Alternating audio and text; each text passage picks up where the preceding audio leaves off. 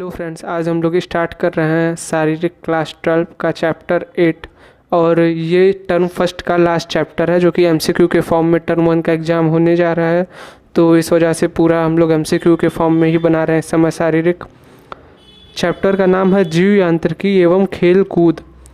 तो देखते हैं इसका क्वेश्चन नंबर 1। जीव यांत्रिकी डैश के वैज्ञानिक सिद्धांतों के प्रयोग पर केंद्रित होती है। Option physics, chemistry, mechanical physics and static physics. इसका सही आंसर है मैकेनिकल फिजिक्स।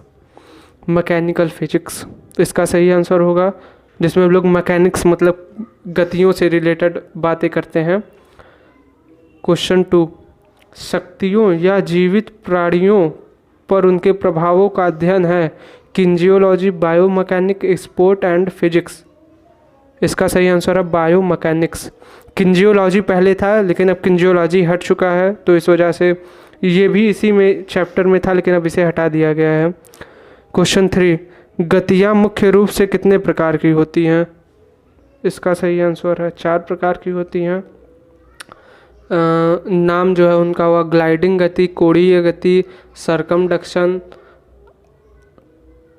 और एक और इसी प्रकार की गति है, अभी याद नहीं आ रहा है। क्वेश्चन 4। ग्लाइडिंग गति किन अस्थियों के अधिकतर जोड़ों में पाई जाती है। ग्लाइडिंग गति मतलब जिसमें एक दूसरे के ऊपर जोड़े जो होती हैं वह सरकती हैं, मतलब एक दूसरे के ऊपर फिसलना, ग्लाइड करना। इसका आपका सही आंसर है कार्पस एंड टार्सस। ये एग्जाम्पल है ग्लाइडिंग गति का। इसी ये अस्थियों में, कार्पस और टार्सस अस्थियों में ग्लाइडिंग गति पाया जाता है।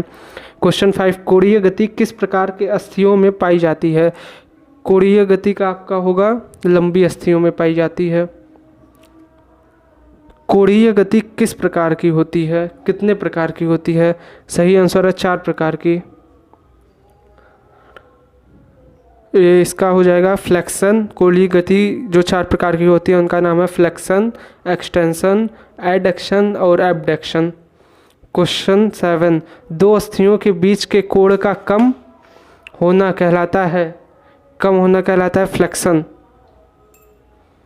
दो अस्थियों के बीच के कोण का बढ़ना कहलाता है। इसका सही आंसर होगा एक्सटेंशन। और आप वैसे भी नॉर्मल भी जब कोई चीज़ बढ़ता है तो उसे एक्सटेंट कहते हैं, तो इससे भी आप अंदाज़ा लगा सकते हैं कि एक्सटेंशन होगा।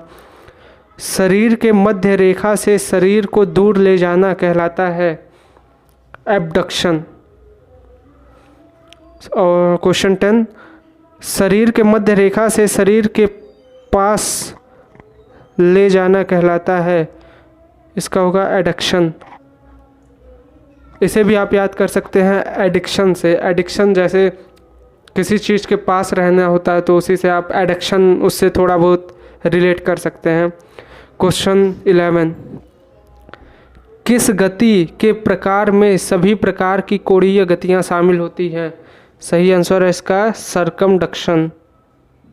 सरकमडक्शन में सभी प्रकार की गतियाँ शामिल होती हैं। सरकमडक्शन किस प्रकार के जोड़ में पाई जाती है, या कंधे और कूल्हे दोनों के जोड़ में पाई जाती है। इसका आंसर हो जाएगा कंधा और कूल्हा दोनों।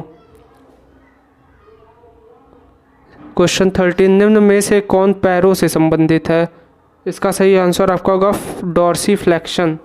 ये असल में जो टर्म है, जो अन्य प्रकार की गतियाँ हेडिंग है उसी के अंतर्गत ये सब टर्म है, उससे रिलेटेड क्वेश्चंस बनाए गए हैं यहाँ पर। कौन सा टर्म तलुए से संबंधित होता है। इसका आपका इनवर्जन और ईवर्जन दोनों। कौन सा टर्म थोड़ी से संबंधित होता है। इसका आपका है प्रोट्रैक्शन और इसका एक और है रिट्रैक्शन।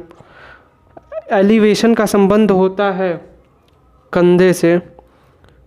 एलिवेशन मतलब जैसे कंधे को जो उचकाते हैं, ऊपर करते हैं, नीचे करते हैं, ये एलिवेशन और डिप्रेशन कहा जाता है। प्रोनेशन का संबंध है हथेली से। गति के कितने नियम हैं। गति के 3 नियम होते हैं, ये वही लॉज ऑफ मोशन है। Question number 19। गति का पहला नियम है जड़ता का नियम। ये लॉ ऑफ इनर्शिया जिसे कहा जाता है इंग्लिश में, और इसके अनुसार कोई भी वस्तु अगर गति में है तो तब तक गति में रहेगा जब तक कोई बाहरी बल उस पर नहीं लगाया जाता है। और कोई भी वस्तु अगर रेस्ट में है तो वह तब तक रेस्ट में रहेगा जब तक बाहर से उसके ऊपर कोई बल ना लगाया जाए। क्वेश्चन 20, गति का दूसरा नियम है त्वरण का नियम। इसे आप याद कर लीजिए। त्वरण असल में एक्सीलरेशन को कहा जाता है हिंदी में, तो इसे आप अच्छे से याद कर लीजिएगा क्योंकि इसका अनुमान नहीं लग पाता कि त्वरण क्या है, ये एक्सीलरेशन होता है।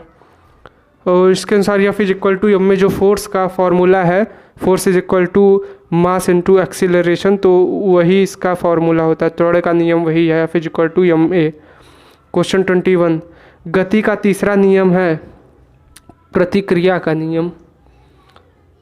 इस नियम के अनुसार every action there is equal and opposite reaction, ये एक इसका स्टेटमेंट है जो हर जगह यूज किया जाता है।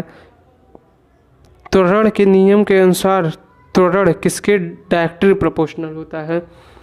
सही आंसर है शक्ति के। और जो फार्मूला था F is equal to M में, उससे भी आप पता कर सकते हैं। एफ बराबर एम में होता है, तो उसे देखेंगे तो आपको पता चलेगा। त्वरण के नियम के अनुसार त्वरण किसके इन्वर्सली प्रोपोर्शनल होता है? इसका सही आंसर आपका है मास के। क्वेश्चन 24 और ये लास्ट क्वेश्चन है चैप्टर का। ऊंची कूद वाला एथलीट डैश सतह से अच्छा जंप लगा सकता है। इसका आपका होगा कठोर सतह। कठोर सतह से अच्छा जंप लगा सकता है, क्योंकि ये एक हिसाब से आप देखेंगे तो ये उदाहरण है आपका प्रतिक्रिया के नियम का। ऊंची कूद प्रतिक्रिया के नियम का उदाहरण है। उसके कुछ और भी उदाहरण है, जैसे बंदूक से जब गोली चलता है तब जो फोर्स फील होता है, ये सब भी कई उदाहरण। और सबसे इम्पॉर्टेंट प्रतिक्रिया का नियम ही है, जिसका सबसे ज़्यादा उदाहरण आपके बुक में दिया गया है। Thanks friend for watching. ये यहाँ पे हम लोग का टर्म 1 शारीरिक ख़त्म हो चुका है, और टर्म 2 में भी हम लोग डिस्क्रिप्टिव क्वेश्चंस को लाएंगे। अभी इस टर्म में 1 में सिर्फ MCQ क्वेश्चंस आए हैं, इस वजह से अब हम लोग का टर्म 1 का सिलेबस पूरा होता है। और हम अब टेस्ट सीरीज़ स्टार्ट कर रहे हैं शारीरिक का अपने चैनल पर, तो चैनल को सब्सक्राइब कर दीजिए और वीडियो को लाइक कर दीजिए। Thanks friend.